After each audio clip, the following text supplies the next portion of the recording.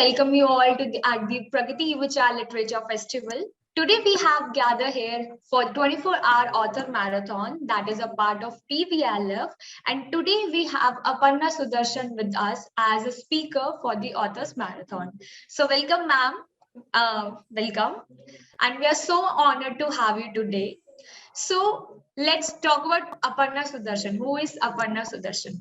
Aparna Sundaresan dreams up people, places, stories, and she makes dream come true with her writings. As the deputy editor of Tinkle, the Tinkles are India's most beloved and well-known children brand.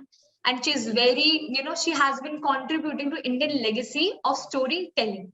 She writes and edits comics for a whole new generation of Indian children. She has created the series Grammar Boy, the astronomical Daydreams of Galileo, and the award-winning NOIS for Tinkle. Additionally, she helps new direction to such established Tinkle characters as Tantri the Mantri, Shikari Shambhu, and the defective detectives with the innovative storylines. And she also conducts workshops and assists children in honing the storytelling in them. In short, she is a maker and purveyor of stories. So this is all we know about the Aparna Sundaresan. Welcome, ma'am. So we would like to know who is Aparna Sundaresan, in a real world or as a real person, actually. Oh, in the real world, I'm exactly what you just read out. I am a mosaic of different experiences and daydreams that I collate, put together, and put out as stories.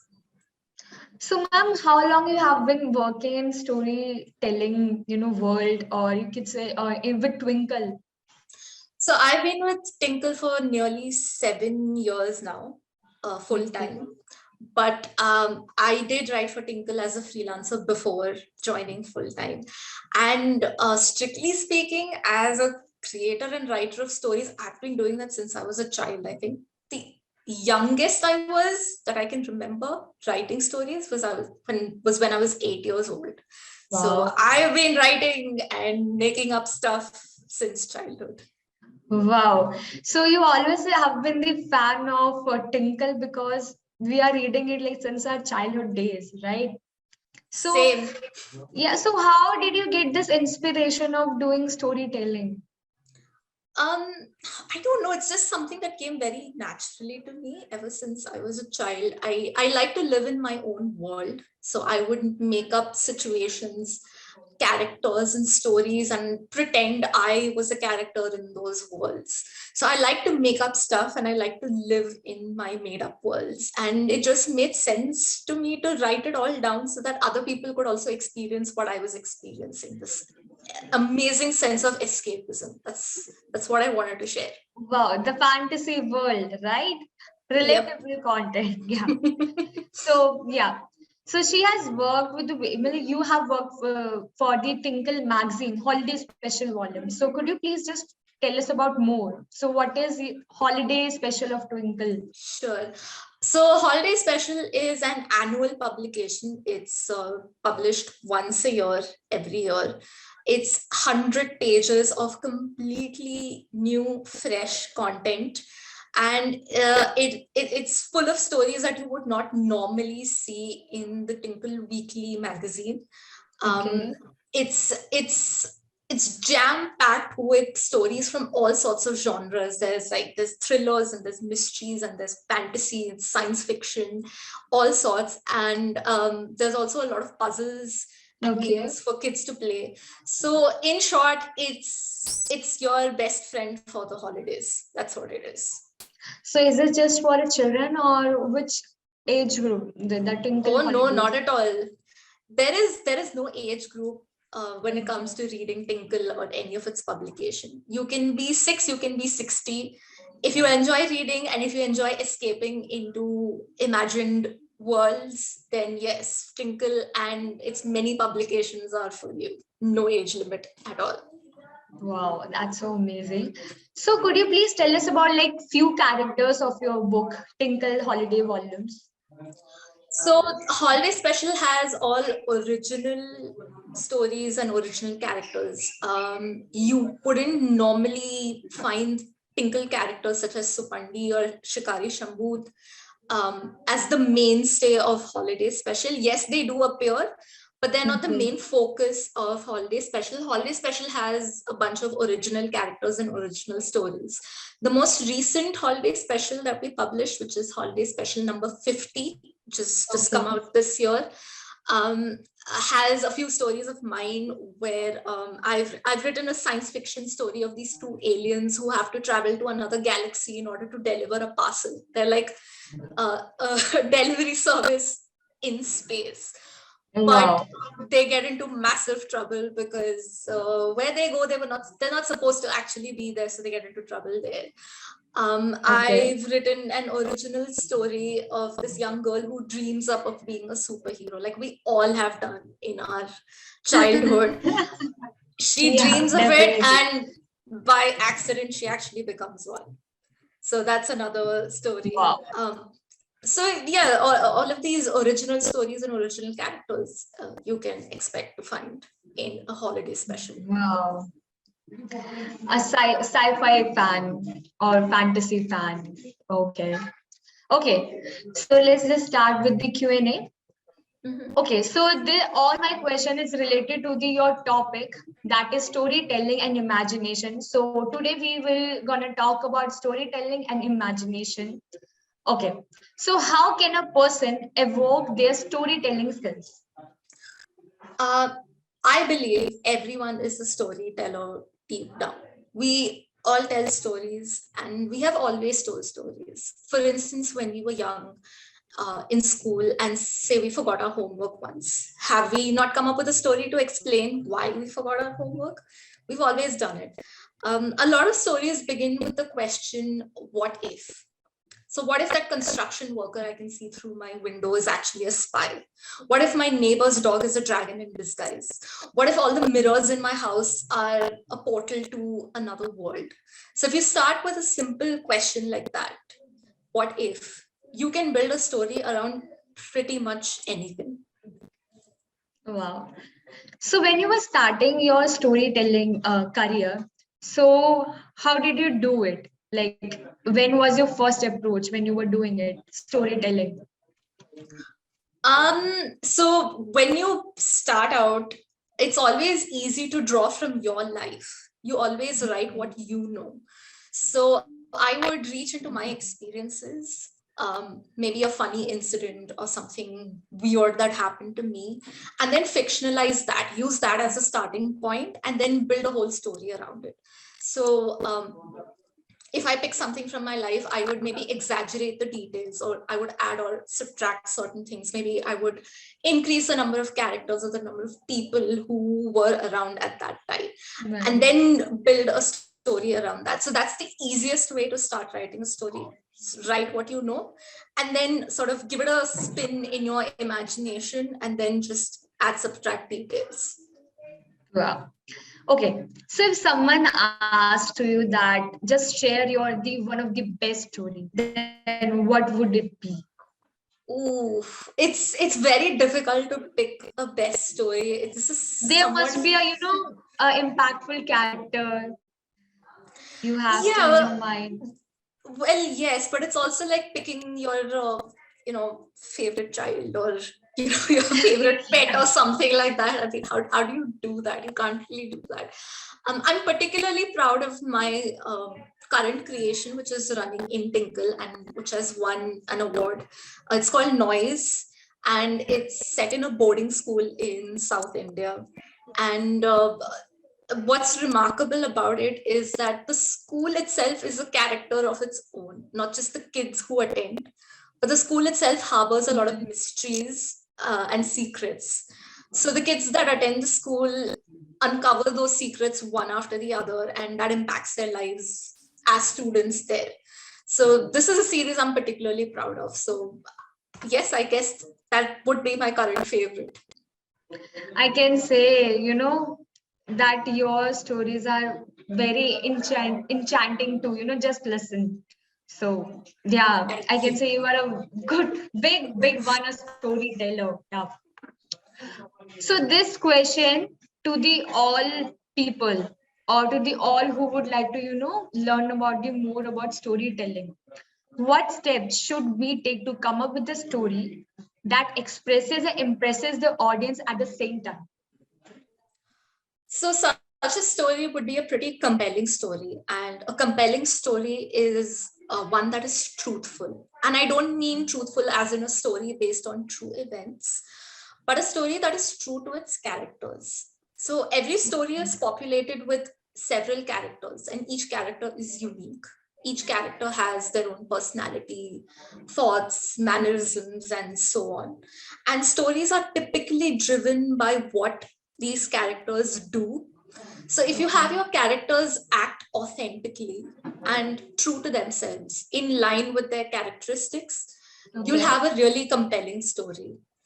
So when characters drive the plot, and it's not the other way around, the plot shouldn't drive the character, you get a believable and immersive story. So character should be more compelling, right? Exactly. That is the only way that you can drive a story further. Okay. Correct, yes. Anything else? Anything else you would like to share? Well, if you get me talking, I won't shut up. So it's probably I stop myself where I should. Okay, no problem. Okay, so the art of storytelling has been with us since the primitive era. So we know the ancient world, now modern world. So how has it evolved throughout the period of time? Honestly, I don't believe it has changed all that much. The basic structure and the basic building blocks of storytelling remain the same. All that has changed are plot devices that one would use in a story. For instance, the 3-act structure, the beginning, middle, end, setup, conflict resolution is still a mainstay in storytelling. In fact, we still follow story archetypes or templates in this day and age. For instance, the hero's journey, which is a very common template in popular media. If I could give some examples, Star Wars, the Harry Potter series, Hunger Games, and even Spider-Man, they all follow this template. We've always told stories to make sense of our world, and we still tell stories for that purpose. Our world might have changed, but we as humans haven't changed much. Human nature is still the same. That is why ancient stories still the same. Exactly. So all these ancient stories, legends, epics that we read, such as the Ramayana, the Mahabharata, the epic of Gilgamesh from another culture, Beowulf, they all still resonate with us. We can still relate to the very human flaws, foibles, and personalities of these characters. In fact, I would go so far as to say that a large part of our stories today are the stories of old, just repackaged and retold with more modern plot devices. For example, today a character in your story might not write a letter on a palm leaf, but might communicate via email or text messages. But the underlying motivation of that character to communicate or to write that letter, whether it be for love or to declare war, that remains unchanged. So the underlying emotions will not change for your characters. Of course, the specific themes that stories address have become more complicated and changed. Now, stories today could deal with, say, the impact of the internet or climate change, so themes that you would not find in stories of the past. But the underlying human condition and the human responses to conflict and crisis, they still feel universal and timeless. So the basic structure of storytelling hasn't changed, but the themes and maybe the plot devices that we use have changed. But otherwise, yeah, not much. Now people more talk about social issues in the story. So one question. So you just said that, you just tweak the, past ancient story, like with the modern touch. So these characters like Supandi and Tantrika Mantri. So if we say, where did you get the inspiration, to draft the character of these people or these, So where did you get the ancient story about them, or, just the inspiration behind these characters? Right. So Supandi, Tantri the Mantri, Shikari, Shambhu, all of these Tinkle characters predate me. I did not create the characters. They were Okay. they were all created in the 1980s, well before my time. However, Supandi is based on a character from Tamil folklore. Okay. And we've just updated him for current times. And he is an extremely popular character. And imagine, he's from folklore, so he's a pretty old character in that sense, but he's still relevant and he's still popular. Tantri the Mantri is, again, probably set in a time before ours, when there were kings and royalty and palaces. And Tantri the Mantri, he's Tantri, basically a minister who always wants to unseat his king and become king in his place. So it's sort of a struggle for power, but that struggle for power is timeless. When have we not had that? We've always had that, whether it be in the times of monarchy or even now. It still happens.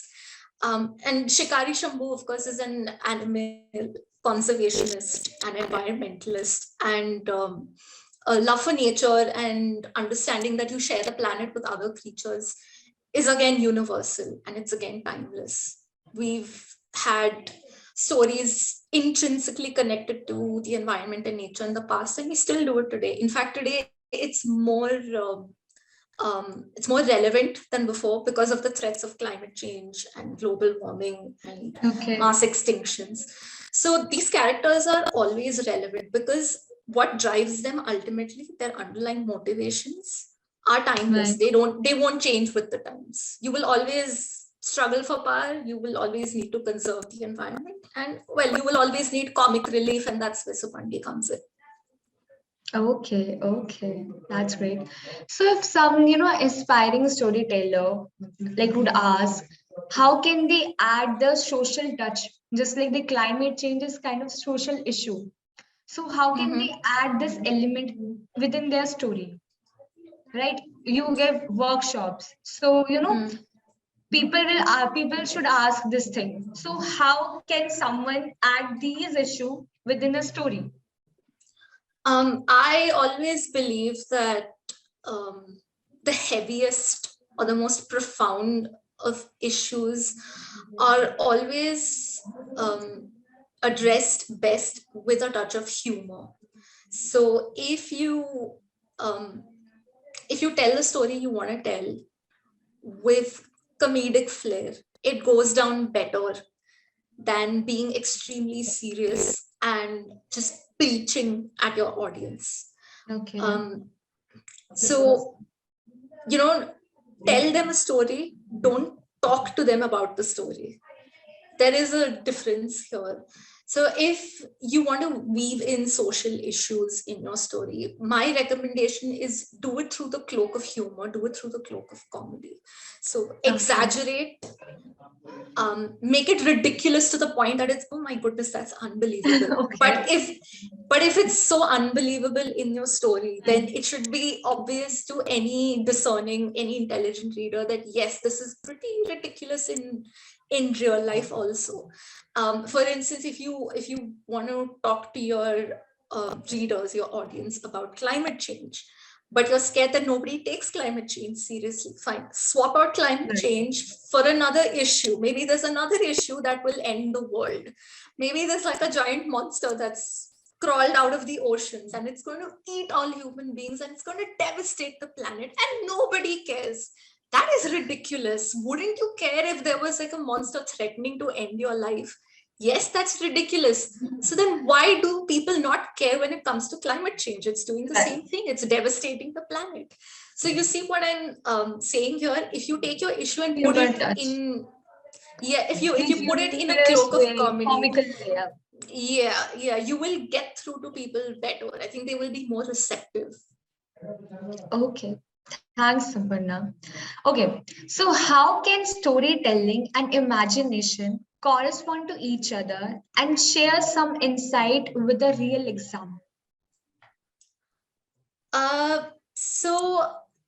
Stories come from your imagination, obviously, even the ones that are based on true stories. Like I said earlier, you take a kernel of truth or an incident from your life or a true incident that happened to somebody else and give it a whirl, give it a spin in your imagination. For example, take an actual robbery, okay, and turn it into a thrilling tale. Now, the real robbery might have had one robber working in the dead of night to steal from a house, is unarmed. Why not make it a whole gang? They're all armed, they're equipped with some gadgets, and then they find out that the people they're trying to rob from are putting up an actual fight. So then that becomes an entire story by itself. You've exaggerated details, you've added, subtracted certain events, plot points, you've fleshed out your characters. And all of those things happen in your imagination. You just took something that happened in real life and turned it around. So the starting point for all of this, so the starting point for all of this, even stuff that comes purely from your imagination, is the same. It's the question, what if? Like I mentioned earlier, the story that I wrote for Holiday Special, where this child imagines herself to be a superhero. We've all done that. We've all imagined ourselves to be superheroes when we were young. What kind of superhero would we be? Who would we take down? Who would be our biggest villains? So then I asked myself, what if I turn this thought process itself into a story? So I turned this exact concept, just imagining yourself to be a superhero, into a story for a Holiday Special. So like I said, the lead character is this girl who imagines she's a superhero. She basically breaks her arm and she has a lot of free time. And to while away the time, she's like, let me imagine myself as a superhero. What if my superhero was like me? She had a cement arm. So instead of this broken plaster, I mean, the plaster. So it's a cement. Okay. Yeah. So, the cement that they use for it's like a plasters shield. for fractures. Yeah. So she thinks she has a cement arm and she's a superhero and she takes down villains and she takes down bad people and she has a ball just imagining it. But in the real world, what happens is an actual threat shows up. A pickpocket tries to rob her and her friends, and inadvertently she manages to save the day. So her hero alter ego manifests itself in some form and becomes a reality. And that's exactly what we've all wanted as kids. Like, okay, we think we're superheroes, but in real life, could we actually be the superhero and save the day? So, you take an entirely hypothetical and imaginative situation. I mean, we won't actually turn into superheroes, but what if we could? So it's at this point that your imagination and daydreams turn into a story. No, thank you. Okay. So if someone wants to create an impact on someone, then a story is the best way to do that. Okay. So therefore, storytelling plays a vital role to express your story. Share some suggestion that would help to become a good storyteller. And you are a storyteller and you must have, have been given less for your answer. So I believe that good reading leads to good writing. What you read informs and shapes your sensibilities as a storyteller.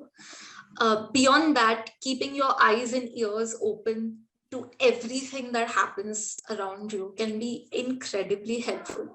Just about anything can become a story. A passing remark or a small personal experience or this conversation that you had with someone and they just made an offhanded comment. Any of those things could become a story. But then influences and inspirations are just one part of storytelling. The other is practice. I know it's a cliche that practice makes perfect, but it's true. It absolutely is true. The more you practice making up a story, the better you get at it. And you might just reach a point where your brain subconsciously begins making up stories. You don't even have to tell your brain, okay, it's time to now sit and make up stuff. Yeah, the process it comes naturally. You go into autopilot almost. And famous writers they're quite disciplined about their writing. They write every day for a certain number of hours, and it's no accident that they do that. It's very deliberate, it's very purposeful. This disciplined practice will take you really, really far as a storyteller. So yes, read a lot, watch everything, listen to everything, but also practice making up stories. Okay. So, throughout your career span, there must be some mistake we should avoid, while story writing. So what are those mistakes that someone shouldn't do it?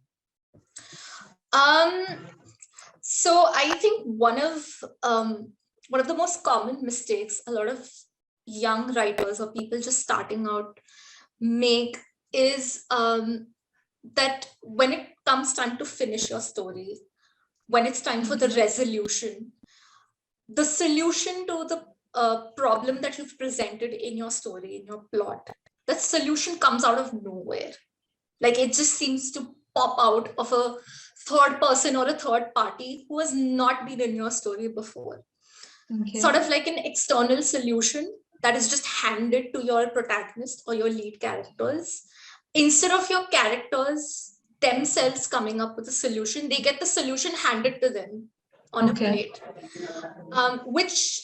Which one is a bit lazy, honestly, as a storyteller. But secondly, it cheats the reader or whoever's receiving the story out of a good experience. Right. What you want to do is you want to have your characters themselves be part of the solution and come up with a solution instead of some third party or third person coming up and giving them the solution.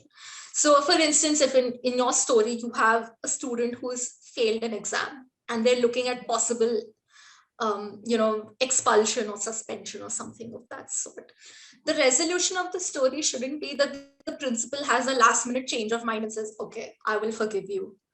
That is not, that won't make for a compelling story. But if the student themselves does something extraordinary or does something supremely impressive that changes their fate, that is a lot more impressive. That is a lot more compelling to read than just somebody saying, okay, fine, I'll let you go, I'll let this pass.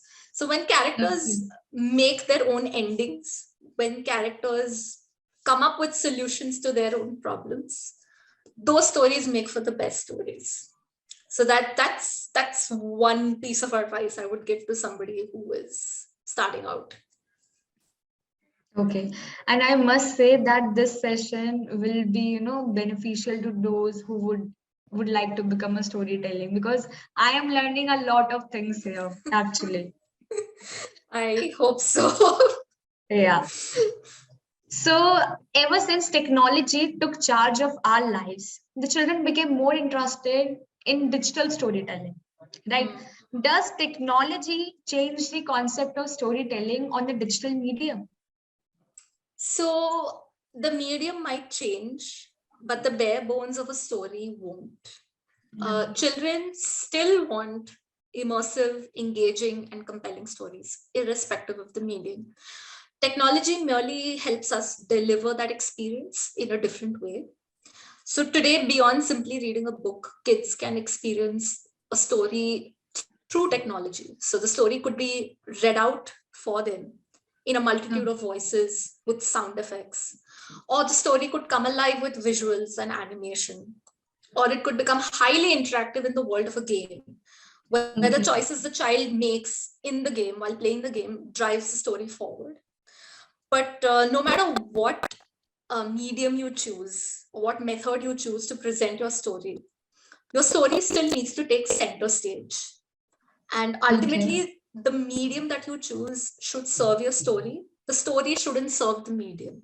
So technology should enhance the storytelling experience, but technology itself should not become the story. Okay. So story is a king at the end. Yes, story is king. Yeah.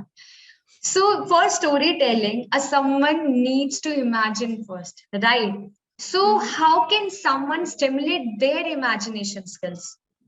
Because there is sometimes they feel a rut ki what to imagine about like particular things. So how can someone stimulate their skills?